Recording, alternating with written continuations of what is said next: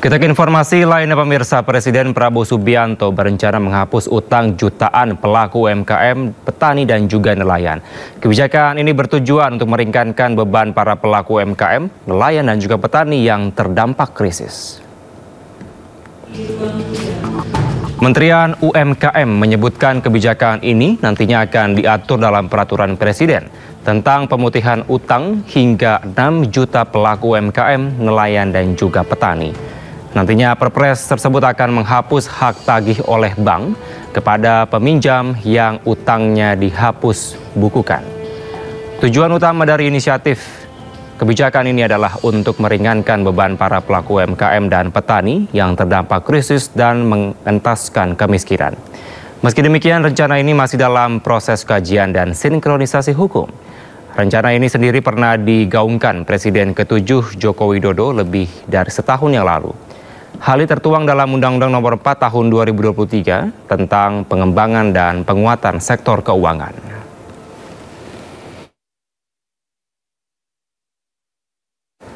Pemirsa, apakah langkah pemerintah dengan rencana menghapus utang petani dan nelayan akan memacu energi positif bagi mereka untuk lebih produktif? Lalu bagaimanakah skema yang terbaik dalam rencana penghapusan utang ini? Lalu apa untung ruginya? Dan untuk membahasnya lebih dalam sudah hadir bersama kami Wakil Menteri Koperasi Ferry Juliantono, Sekjen HKTI Sadar Subagio, serta pengamat perbankan Joshua Pardede. Selamat malam, Bapak-Bapak. Selamat malam. Selamat malam. Baik, saya mau ke Pak Wamen terlebih dahulu, Pak Ferry. Pak Ferry bisa dijelaskan dasar atau seperti apa nantinya dari penghapusan utang nelayan, petani dan juga UMKM ini yang dilakukan oleh pemerintah? Iya, rencana penghapusan utang ini adalah penghapusan buku dan juga penghapusan tagih terhadap penerima manfaat penyaluran kredit usaha tani yang dilakukan pada periode 98-99. Penyaluran kredit usaha tani pada kurun waktu 98-99 adalah dalam rangka untuk social safety net, dan oleh karena itu, karena sekarang sudah tahun 2024, banyak sekali di antara mereka yang sebenarnya pada saat ini sudah berusia lanjut atau bahkan sudah banyak yang meninggal dunia, tetapi kami mendapatkan informasi bahwa dari pihak bank penyalur yang kami konfirmasi bahwa mereka sebenarnya sudah melakukan penghapus bukuan terhadap penerima manfaat baik petani maupun nelayan. Namun karena ada perbedaan penafsiran terhadap aset yang terpisah dan kemudian oleh pemerintah, itu masih diaku sebagai sesuatu yang harus masih ditagih, sehingga hak tagihnya masih terus berjalan. Nah, menurut pendapat kami di Kementerian Koperasi, kami juga baru menyelesaikan rapat bahwa sebaiknya itu menjadi konsideran untuk menjadi pertimbangan.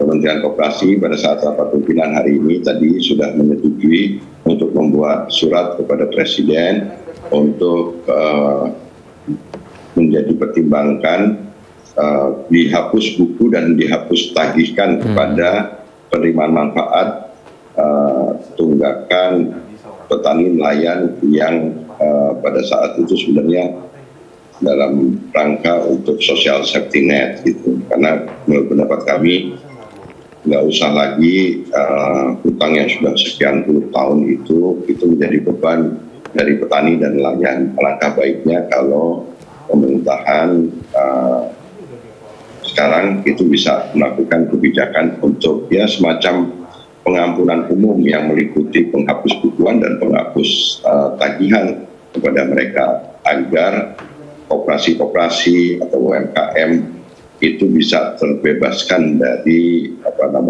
beban tersebut dan mereka bisa melaksanakan kegiatan dengan lebih ringan dan kemudian tidak menjadi stigma lagi di masyarakat bahwa koperasi atau pelaku UMKM yang pada saat itu menerima manfaat itu tidak melaksanakan kewajiban secara benar. Jadi menurut pendapat kami akan berkirim surat kepada Presiden untuk menjadi pertimbangan untuk melakukan semacam pengampunan secara umum kepada tunggakan-tunggakan mereka yang sebenarnya meskipun jumlahnya triliunan, tapi itu ada berapa juta. Jadi kalau masing-masing nasabah itu mereka sebenarnya adalah nasabah yang kecil-kecil, gitu Mas. Oke, Pak Wamen, mungkin konfirmasi lagi, ada berapa total hutangnya Pak yang dipastikan akan dilakukan penghapusan utangnya? Total ada berapa? Ini datanya juga masih kami inventarisir dari bank-bank penyalur itu, tapi informasi terakhir adalah sekitar 5,8 triliun. Ada sebagian sebenarnya yang sudah berhasil diangsur, tapi masih ada sisa sekitar 2 triliunan itu yang sebenarnya belum kembali. Tapi ini juga masih kami konfirmasi data ini ke kementerian terkait. Namun kami juga mendapatkan pernyataan dari bank penyalur bahwa sebenarnya ini sudah dianggap sebagai sudah dihapus bukukan oleh mereka, tapi oleh pemerintah ini masih ditagih terus. Baik. Nilainya itu, tapi jumlah penerima manfaatnya itu jutaan. Jadi kalau kita bisa melakukan keputusan untuk memberi pengampunan secara umum, itu kita akan membebaskan jutaan petani, nelayan, pelaku UMKM yang pada saat itu menerima manfaat dan sekarang mereka terbebani dengan tagihan-tagihan yang masih berlangsung. Baik. Pak Wamen, mungkin bisa Anda gambarkan secara sederhana ke depannya. Saat ini masih dilakukan proses koordinasi dengan beberapa pihak. Tapi apakah bisa direalisasikan dalam waktu dekat ini? Insya Allah bisa. Jadi ini juga proses inventarisasinya akan cepat kami lakukan. Kemudian surat resmi dari Kementerian Koperasi kepada Presiden itu sudah akan kita sampaikan. Insya Allah minggu depan kita akan sampaikan, itu nanti Pak Menteri Koperasi juga akan menyampaikan secara terbuka. Baik. Pak Wamen, terkait dengan anggaran, apakah memang pemerintah sudah menyediakan anggaran khusus untuk pemutihan utang ini? Itu menjadi tanggung jawab Presiden. Polisinya bagaimana nanti, itu nanti akan berkoordinasi dengan Menko Perekonomian, Kementerian Keuangan, dan lain sebagainya. Tetapi sifat dari pengampunan secara umum ini adalah untuk menghilangkan beban bagi petani, jutaan petani, nelayan, dan pelaku UMKM. Baik. Beban itu nanti kemudian kita ambil oleh pemerintah. Gitu. Baik, Pak Wamen, mungkin sederhananya, apakah memang nanti pada saat dilakukannya pemutihan utang, bahwa dipastikan dari hutang-hutang para petani, nelayan ini dapat langsung hilang, seperti itu? Ya, ini konteksnya penghapusan hutang yang terjadi tahun 98, 99 ya, Mas. Jadi bukan tunggakan hutang yang kemarin misalkan pada saat COVID. Jadi perlu dijernihkan supaya yang dimaksudkan adalah hutang kredit usaha tani yang dilaksanakan pada saat itu dalam rangka sosial safety net pada saat 98-99. Jadi mungkin juga ada penyaluran bantuan kredit atau kredit spesifik gitu yang dilakukan dalam rangka sosial safety net juga pada saat kemarin kita mengalami COVID. Tapi yang kami dari Kementerian Koperasi mendefinisikan penghapus buku dan penghapus tagihan ini adalah penerima manfaat petani, nelayan, dan pelaku UMKM pada saat periode 98-99. Baik Pak Ferry. Saya mau ke Sekjen HKTI, Pak Sadar. Bagaimana tanggapan Anda dengan rencana pemerintah akan menghapus hutang dari nelayan dan juga petani ini? Terima kasih. Kedengaran suara saya? Kedengaran Pak, silakan. Oke, itu adalah rencana yang sangat bagus. Sangat-sangat bagus. Dan ya tidak memerlukan anggaran lagi karena itu kan sebenarnya cuma pencatatan. Dihapus aja di pencatatan. Asal itu diakui bukan sebagai kerugian negara karena udah lewat. Tapi barangkali penambahan sedikit pada Pak Wamen, Pak Ferry. Ya Pak. Bukan hanya yang 9899 ya. Tetapi ketika terjadi bencana gempa bumi di Jogja, itu kan sempat meluluh lantakan petani-petani dan juga para peternak. Seingat saya sampai tahun 2016 itu tidak dihapus bukukan, sehingga mereka masih tetap masuk blacklist di dalam daftar BI, sehingga tidak bisa meminjam baru. Jadi kalau mau melakukan penghapusan, menurut saya selain tadi yang karena safety net, juga ditambahkan lagi karena bencana-bencana alam, ya, itu bencana alam maupun PUSO itu adalah wajib dihapus bukukan. Kalau tidak mereka tidak akan bisa untuk pinjam lagi. Nah, baik, silakan Pak Ferry. Hal ini mudah pertama kali menghapus ini karena udah lewat. Ya. Kalaupun tadi Pak Ferry mengatakan sekitar 5 triliunan, kalau yang terdampak itu 6 juta dan rata-rata pinjamannya katakanlah 10 juta, ada 60 triliun. Kita spread 60 triliun sudah hampir selama 30 tahun, itu bukan merupakan beban yang besar buat negara. Itu yang pertama. Yang kedua, ke depannya ini yang lebih penting lagi. Jadi ke depannya ini kami dari HKTI mengusulkan bahwa pinjaman kepada petani tidak dalam bentuk individual, tapi dalam bentuk kelompok. Karena bertani itu adalah berkelompok. Jadi dalam satu kelompok tani itu kan kira-kira 20 hektar. Kalau pinjaman secara individu, saya terkena hama wereng di tengah, saya bisa diam-diam saja. Tetapi kalau berkelompok, begitu ada ketahuan hama wereng sore hari, kelompok itu sekelilingnya itu harus segera disemprot atau dicegah. Kalau tidak, seluruh kawasan akan kena. Jadi kembali kalau ke depan pinjaman sebaiknya dalam bentuk kelompok. Dan yang kedua, harus di-cover dengan asuransi tani. Sehingga tidak lagi terjadi hal-hal seperti ini. Kalau ada pinjaman kepada petani, harus dibarengi dengan asuransi tani, di mana klaimnya tidak mumet kayak sekarang mau ngeklaim satu petak aja ngitungnya itu sampai berbulan-bulan.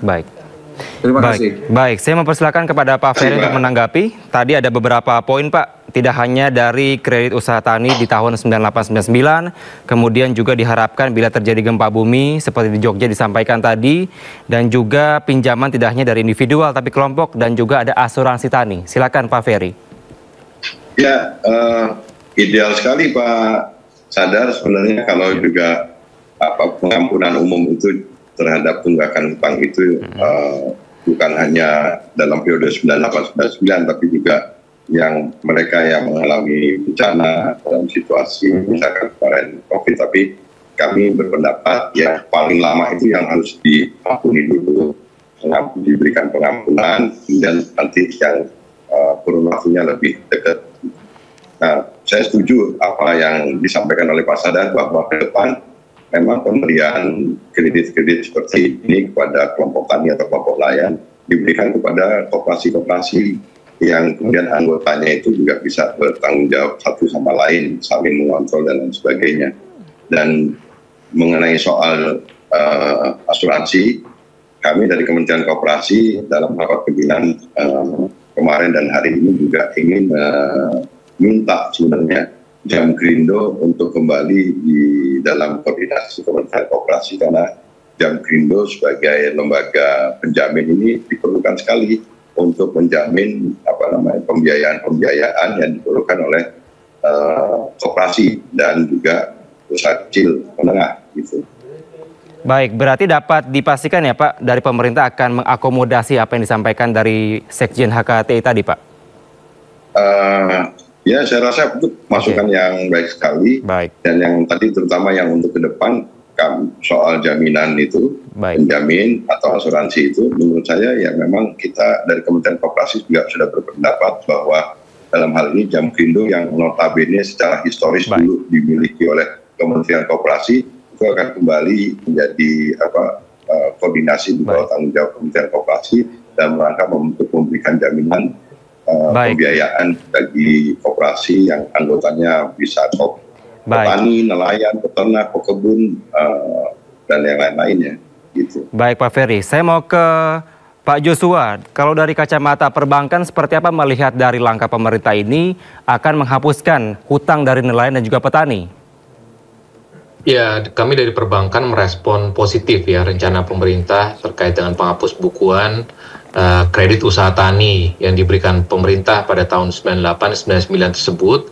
Karena kami kalau melihat dari sisi kondisinya, kita tahu bahwa krisis di akhir tahun 90-an itu kan memang berdampak negatif ya pada aktivitas sektor pertanian dan juga nelayan khususnya UMKM, sehingga ini juga berdampak kepada sektor perbankan ya, dengan ditandai dengan kredit macet yang juga cukup tinggi dan juga pada akhirnya akan juga bisa berdampak juga ya, sekalipun memang sudah dihapus buku. Namun tadi disampaikan oleh Pak Wamen juga betul bahwa masih ada kondisi di mana tadi yang masih mestinya tidak ditagihkan kembali ya, mungkin ingin dipertegas ya. Jadi memang dengan penegasan itu nanti yang diharapkan melalui Perpres diharapkan ini akan memberikan harapannya bahwa kedepannya untuk dalam hal pembiayaan kepada UMKM khususnya kepada sektor pertanian dan juga sektor perikanan ya, kedepannya ini harapannya bisa kembali meningkat lagi, karena kalau kita mengikuti bagaimana pernyataan dari Bapak Presiden Prabowo bahwa sektor pertanian dan juga perikanan ini juga menjadi salah satu sektor kunci bagi perekonomian kita ke depannya, dan tentunya kata kuncinya adalah swasembada pangan ya. Jadi bagaimana pentingnya sektor-sektor ini yang menjadi sektor andalan kita ke depannya. Tentunya bagaimana kita bisa meningkatkan dulu kesejahteraan dari petani dan juga nelayan. Dan oleh sebab itu makanya kami tadi sampaikan bahwa kebijakan ini saya pikir positif, dan tentunya harapannya tadi saya sepakat juga dengan Pak Sadar ya, bahwa kalau dimungkinkan juga Pak Wamen terkait dengan kondisi pandemi Pak ya. Kalau kita melihat kondisi pandemi ini, kita melihat bahwa scaring efek ya, dampak yang ditimbulkan dari pandemi ini masih banyak para pelaku UMKM masih terkena dampak ya dari kondisi pandemi dan masih belum sepenuhnya pulih, dan belum lagi ditambah lagi dengan kondisi kelas menengah yang saat ini terus menurun ya, sehingga ini makin memperparah lagi penjualan dari teman-teman pelaku UMKM ya. Oleh sebab itu memang perlu dipertimbangkan kembali oleh pemerintah ke depannya apabila itu dimungkinkan untuk penghapus bukuan juga tentunya untuk kredit UMKM khususnya yang bertepatan ataupun berkenaan juga dengan kondisi pandemi. Dan harapannya ke depannya kita melihat bahwa tadi dengan penghapus bukuan kredit usaha tani ini, ke depannya harapannya bahwa kredit untuk nelayan dan juga petani kesejahteraannya meningkat, produktivitas dari sektor-sektor tersebut pun juga akan meningkat, sehingga harapannya perekonomian kita pun juga akan semakin maju. Baik, Pak Sadar. Baik, mohon maaf saya ke Pak Sadar dulu, Pak Ferry. Kalau Anda melihat apakah memang ini rencana pemerintah terkait dengan pemutihan utang ini dapat mempengaruhi pembiayaan di perbankan, atau bagaimana Anda melihat dari sisi perbankannya, Pak Joshua?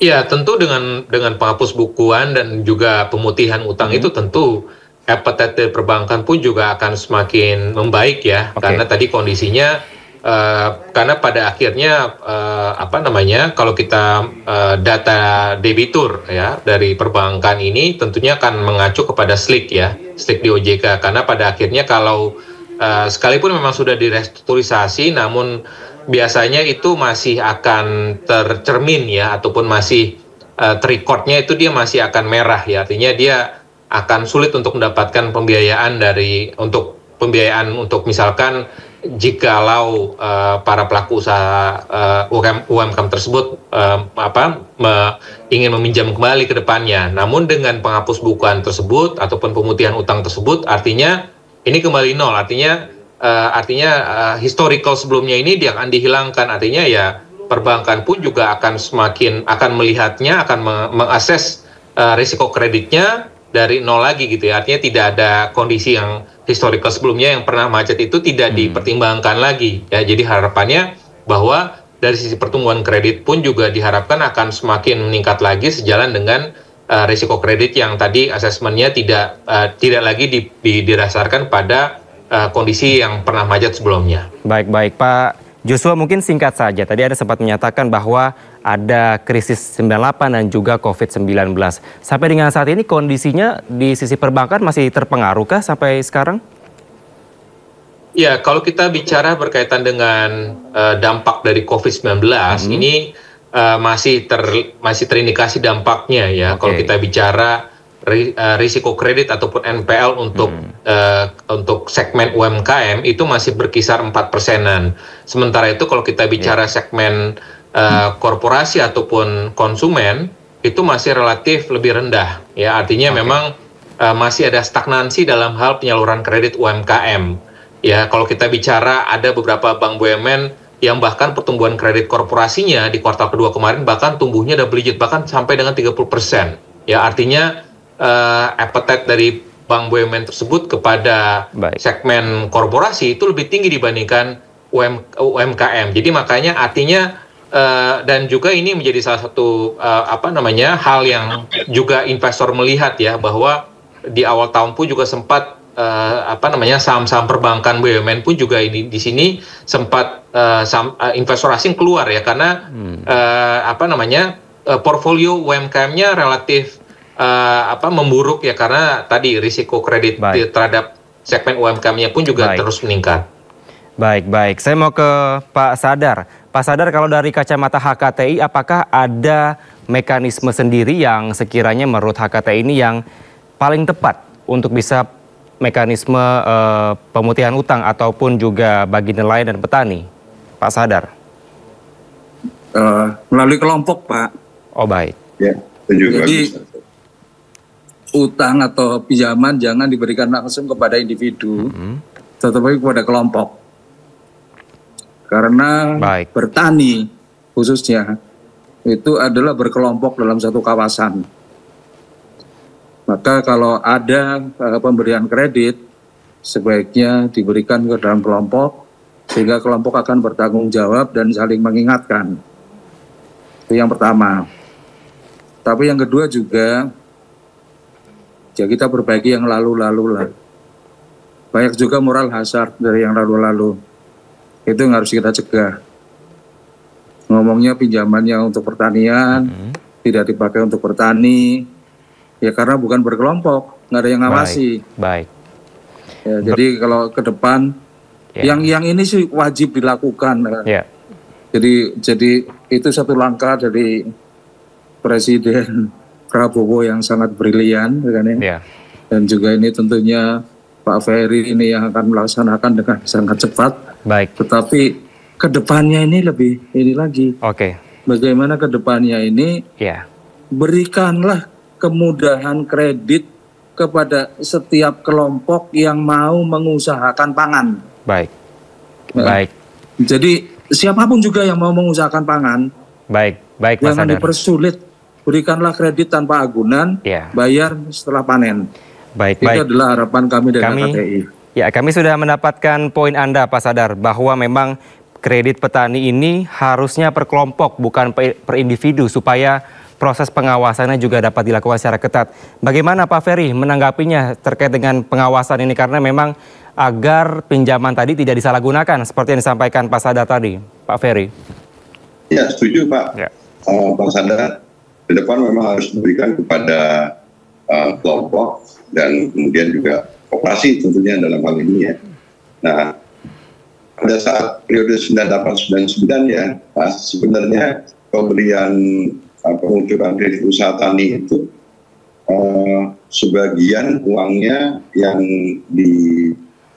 dikucurkan itu sebagian besar itu sudah kembali pada pemerintah. Sebagian yang macet itu karena ada oknum, kita tidak bisa pungkiri. Tapi kalau dihitung dari persentase yang macet sebenarnya kecil, relatif kecil. Nah, yang kedua, pada saat periode 9899 ketika dikucurkan kredit usaha tani, sebenarnya kondisi pertanian kita itu bisa mampu menahan krisis ekonomi itu menimpa masyarakat di pedesaan.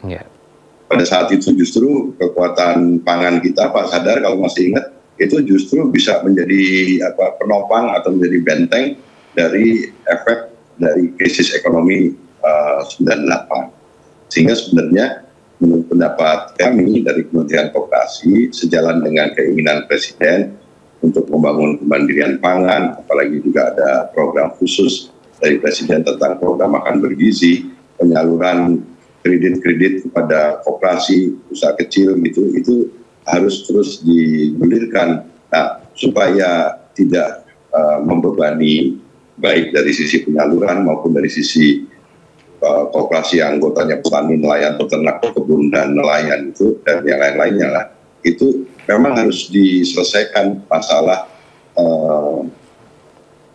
tunggakan yang kemarin terjadi, khususnya yang terjadi 9899 supaya tidak ada stigma lagi gitu.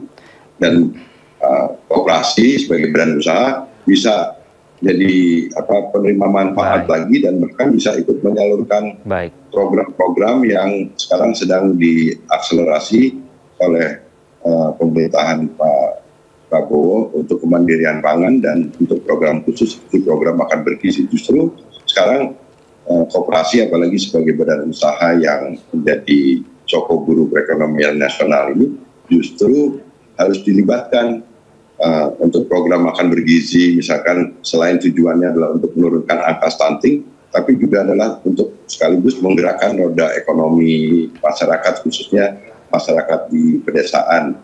Nah, itulah kira-kira sebenarnya niat kita dari Kementerian Koperasi untuk dalam waktu dekat ini mengirim surat kepada Presiden agar dilakukan pengampunan Pak Ferry, peraturan Presiden atau keputusan Presiden. Baik, Pak Ferry, mungkin terakhir saya minta ketegasan Anda terkait dengan apa yang disampaikan tadi oleh Sekjen HKTI Pak Sadar. Apakah memang pemerintah nantinya akan bisa mengakomodasi semuanya atau perlu dipikir-pikir dulu? Singkat saja Pak Ferry. Ya, yang periodisasinya ya. Saran saya yang paling lama lah, itu yang udah hampir berapa 20 tahunan lebih itu udah sebaiknya itu diberi pengampunan supaya selesai, dihapus bukukan, dihapus tagikan, kemudian ke periode di mana banyak bencana atau kemudian setelah itu baru COVID. Tapi untuk membebaskan mereka, kasihan mereka banyak di antara mereka yang sudah meninggal, mereka masih punya hutang, jadi kita hapuskan itu pahalanya dunia akhirat itu Mas. Baik, Pak Ferry, kita akan nantikan bagaimana nanti mekanisme yang dilakukan terkait dengan penghapusan utang bagi nelayan, petani dan juga UMKM, dan semoga apa yang disampaikan Pak Sadar dan juga Pak Joshua dapat diakomodasi dengan baik oleh pemerintah. Terima kasih. Sejumlah narasumber, Pak Ferry, Pak Joshua, Pak Sadar telah bergabung bersama kami di Sido Prime. Selamat malam. Sehat selalu Pak Ferry, kapan-kapan ketemu ya. Siap, Pak Sadar.